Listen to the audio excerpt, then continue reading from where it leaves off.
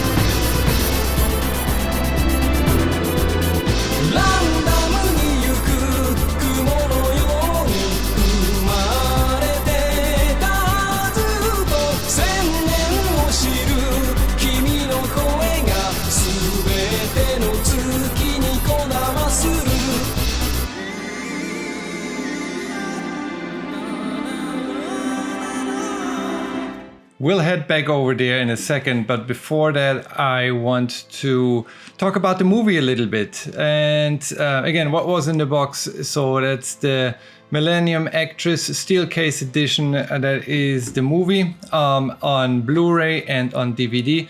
There's also a 4K version out there. But since I don't have a 4K player right now and I like a steel case edition here, I went with this one this time.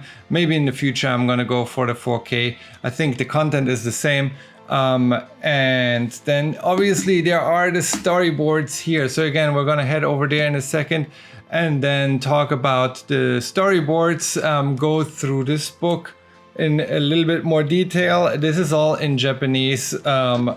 So that was originally published in Japanese. There is no English version. It's mainly for the storyboards and the notes are in Japanese anyways. There is an intro, also in Japanese. I'll do my best to use my Translate app to figure out what's said in here. But yeah, more about that in a second. First of all, talking about Millennium Actress. So Millennium Actress is the second full-length feature film by Satoshi Kon, following up on Perfect Blue. He made a total of 4 movies, which were Perfect Blue, Millennium Actress, Tokyo Godfathers, and Paprika. He wrote a great manga called Opus, and then he made some short movies. But this, in my opinion, is his best work. Some other people prefer Paprika, some others Tokyo Godfathers. Millennium Actress is a love letter to Japan, to Japanese cinema. It is about the pursuit of your goals and how having goals in your life can drive you forward, how chasing a goal sometimes is more important than reaching that goal, and what happens when you lose sight of your goal, of your pursuit. If you lose that thrive, things go dark, sad, depressing very quick. And all of that is covered in here, perfectly tied into Japanese history, Japanese cinematic history. In this case, the pursuit of love is what keeps her going. And again, there's multiple, without going into spoilers, but there's some times when she loses that pursuit and when she loses that thrive, and then to kind of see where that takes her. It's a beautiful movie. The editing is outstanding. Satoshi Kon's movies are all edited perfectly well. And that's why I also wanted to look at the storyboards. in here, because yeah, the editing is outstanding and deserves its own review. And with that, I would say let's head back over there and look at the storyboards. Let me start off by saying that if you haven't watched the movie, you totally should go ahead and do that first. We're gonna go into spoilers here. We're gonna review a little bit of the movie, but mostly this storyboard book. And I just watched one of the extras on this one. Is a documentary, The Making of Millennium Actress. There's an interview with Satoshi Kon and other people involved with the movie, like the voice actresses and other producers. So definitely check out the movie if you haven't. But let's dive in to the storyboard book. And the storyboard book is part of a 4-book series that came out between 2018 and 2019. This particular one was released in 2018. And it's all in Japanese. But yeah, the 4 books are basically, each of them are covering one of Satoshi Kon's movies. First one being Perfect Blue, then Millennium Actress here. There's one about Tokyo Godfathers, and then one about Paprika. But let's open this one up, remove the 2 dust jackets or one of the banners here, and then this dust jacket so we don't get that damaged. And check out this book. And before we go into the storyboards themselves, let's just talk about the process of making an animated movie and where the storyboards stand in this. But the storyboards come pretty much after the creator has an idea, has been going through the plotting. So in this case, I think Satoshi Kon mentioned that he had the initial idea for the movie in 1998. After Perfect Blue, he wanted to do another movie and kind of go a different route. So he had the idea of making a trompe-l'oeil movie, and I'll get to that in a bit, what that means.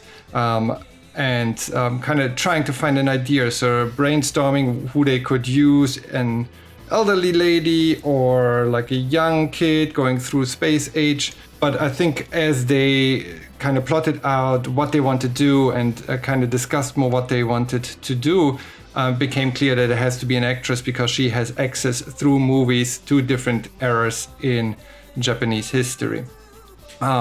So it starts with the idea, then comes the plotting, and then in that case, that's pretty much where the storyboards start. After the storyboards, they animated a storyboard movie that then would give them a first look of how the final movie would look like. After the storyboard movie, it's where the animators come in animating those scenes. Then once that's done, the voice actors are doing their job after that, and that's all mixed together. You have the music, and then finally the release. This one was released, I think it was done in 2001, and then sequentially released in different countries, 2001, 2002, 2003. But yeah, let's open this book up again. This came out in 2018. It contains an interview with Satoshi Kon here at the end and other commentary with regards to the movie and the creative process. And it's all in Japanese. So have your Translate app ready, I guess. So what I did, I was just opening my Google Translate app and just scanning with my camera, scanning those pages. Holding the phone over those pages and then taking a picture in the app, and then it translates it from Japanese to whatever language you want, and that way you can at least get the gist of it. Some words might still be missing because some of them might be very specific, but mostly you get a great translation out of that. I think that technology has come a long way. So you can actually translate Japanese into English or other languages just on your phone by holding your camera over the text. And let's go to the beginning here. So we kick things off with those movie posters. You have Shiyoko being an actress in multiple movies, and those movies that she stars in Millennium Actress are outlined here. So those are a total of 17 movies, and it all begins here with Wounded Warrior. And then Wounded Warrior, you get a short description of what this movie is about. And here it basically says that she is a nurse traveling with the Red Cross and falling in love or admiring the lieutenant here. You get those other movies and descriptions of what those are. You got Ayakashi Castle, Shiyoko's 7 Ninja Changes, I Adore You, and Crimson Flower. I'm not gonna go through the description of all of them, but it's cool to see that there is a plot for each of the movies, even fake directors that produce those movies. And yeah, something like Snow Song or Tokyo Madonna here. There's some interesting ones over here where the description reads that she's a prostitute in this one and she develops feelings for a certain customer. So most of those stories, as were in Japanese theater, especially early on, were centered around the women being the love interest and always being having a love subplot in those movies, until we get to more modern movies here with a kaiju movie, Gigara. And we have Fossil House here, where Shiyoko, Shiyoko's role, her character that she plays in here, gets reunited with her long-lost father.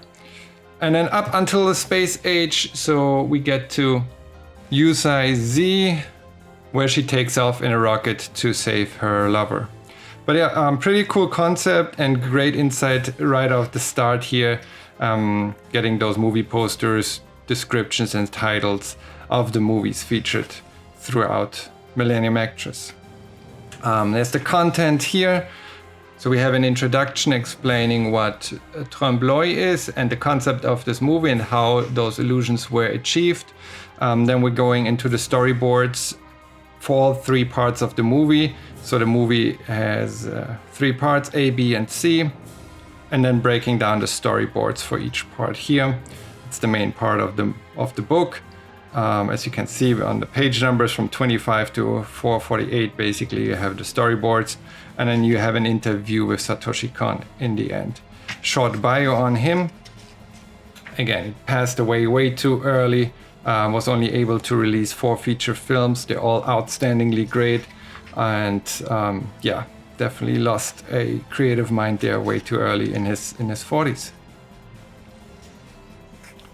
And so let's talk about a little bit what this movie is, how it was created, what the essence is. Mainly this text here talks about how Millennium Actress is an audience movie. The audience is watching the movie just like Genya is watching Shiyoko's movies. The more the movie progresses, the less you realize that you are witnessing this as Genya is witnessing Shiyoko's roles in here. And eventually Shiyoko is also witnessing her own life through the lens of time and looking back through the movies that she made on her own life and where she was at different stages here.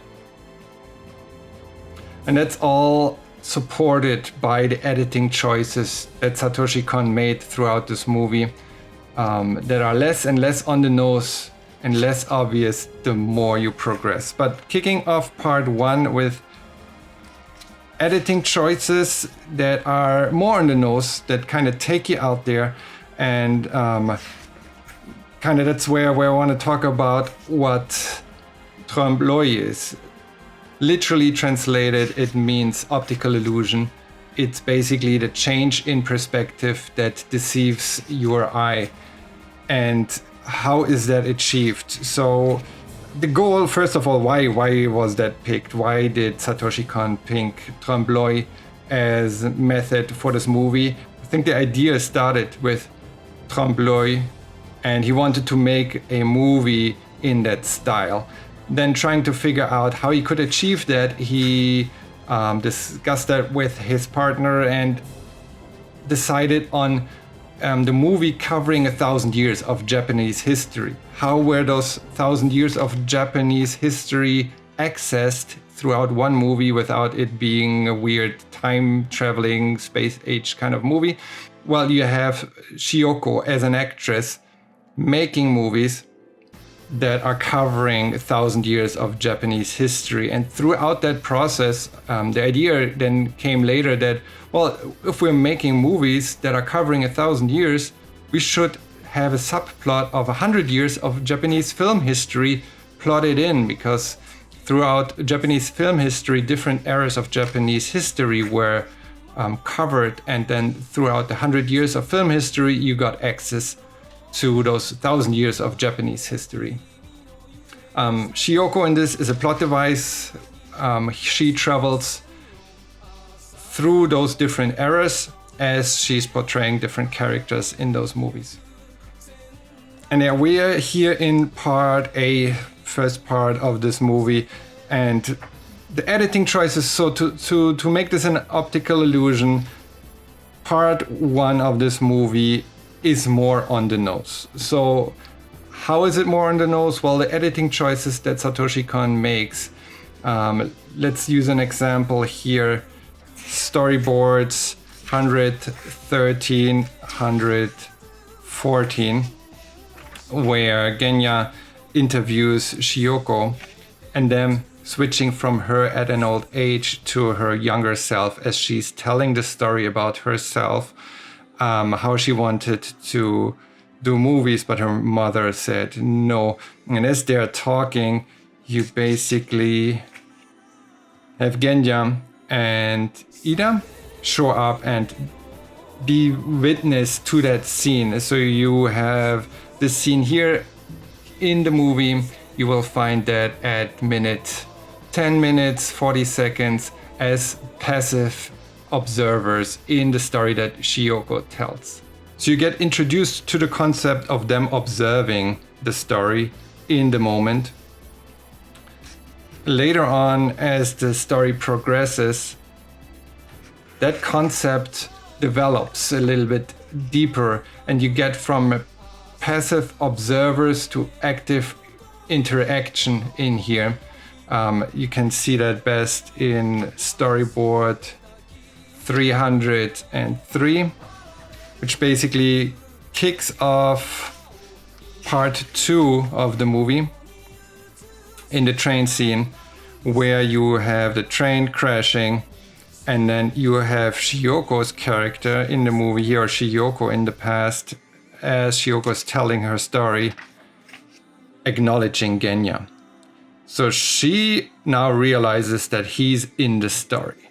So that's the next step in that progression of reality and fiction merging. You have Genya telling her to get out in the movie that is at minute 26 and 8 seconds, and you have the interaction between those. Because now the concept of the viewer appearing in the story has been established, and then the editing becomes more direct and interactive. And that all culminates in part 3 here, so we have to skip a little bit further to part 3, where part 3 kicks off. Here, commentary on part B before we kick off part 3. And we're kicking part 3 off with now not only Genya becoming part of the story, but Shiyoko, as she tells the story of her past, of her life, now enters that story herself. Because you now have her at an old age entering the photographs and walking into the photographs herself. So now she's not only telling the story of her life, but you have her entering it. And then you have old black and white photographs that she walks through, positions herself in, and kind of becomes part of the story herself as the character. You can check that out in the movie. There's multiple scenes there with the photographs, but it kind of starts at minute 52 and 5 seconds, Shioko entering the photographs. And then again, that's similar to Genya entering Shioko's memories earlier. She now enters her own. At this point, it has become natural for Shioko to step into a picture, for a location to turn into a film set like we would see later on. There's no separation anymore between reality and fiction. The fiction is being represented by the movies Shioko has been in. So in the movie, you have that scene, kind of the culmination of all three at the timestamp 1 hour 40 seconds, where that scene gets kicked off, where the cut is made from an old-aged Shioko to a younger Shioko, rediscovering the key, and then zooming out, realizing they are still in a film set. So you have the flashback, but the flashback being a scene that's in a film set, zoom out, and that's a complete like peak trembloir here, an optical illusion. The perspective of the viewer is constantly being challenged, with that whole sequence being an optical illusion.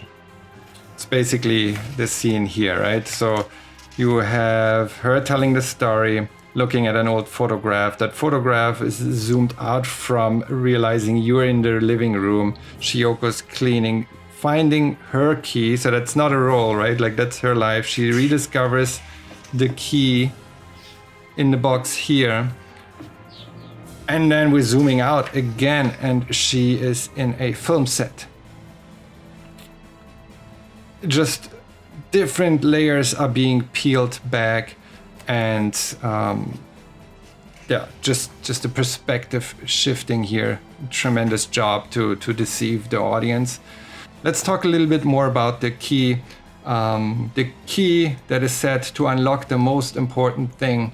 And I think here the most important thing are memories. I think that's something that Satoshi Kon talks about here, or was in a commentary right before. What the key means, what the key stands for in this movie. And every time she has the key, those memories are unlocked.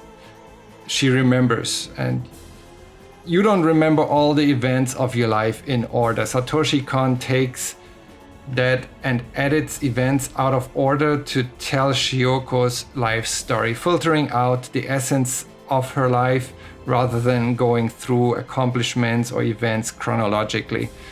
For Shioko, if you will, the key makes those events accessible. It unlocks her memory.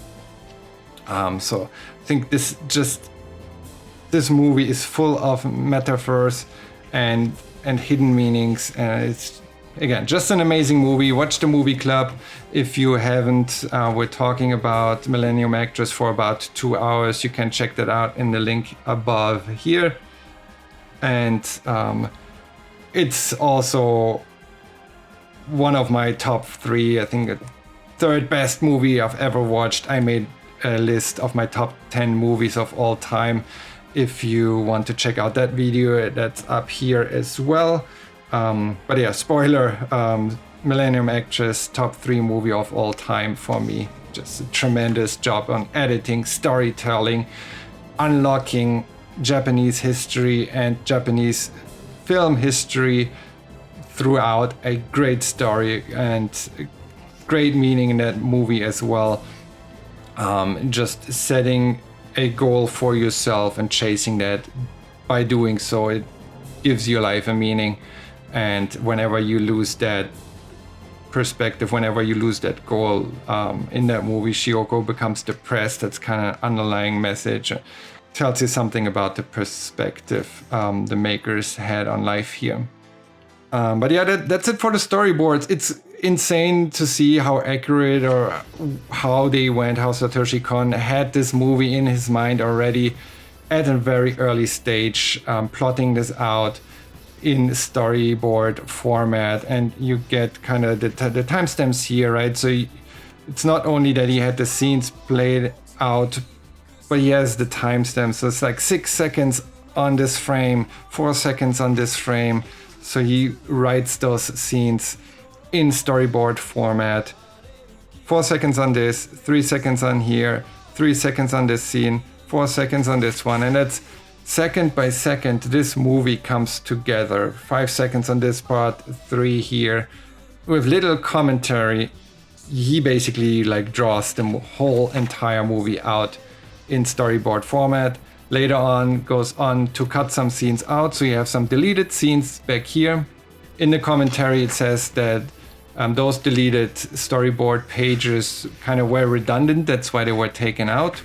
But you basically, yeah, if you want to go in more detail here, there's some deleted scenes, if you will, in storyboard form that were never animated and never made it into the movie. So they were taken out. But the rest of the movie here, how it basically came to be, how it was animated, is all laid out in storyboard format. Great book, I can highly recommend it. Just tremendous work overall. And with that, I want to say thank you for watching. I hope you enjoyed this video. Definitely go check out Millennium Actress if you haven't. If you have, it's definitely worth a rewatch. So get the DVD, get the Blu-ray, get the 4K, whatever floats your boat. Go check it out. I hope you enjoyed the movie. I hope you enjoyed this video. This was Literature and Pictures. I hope to see you after the summer. I'll take a little break here, as I previously mentioned, and we'll be back at the beginning of fall. Thank you so much. Until next time.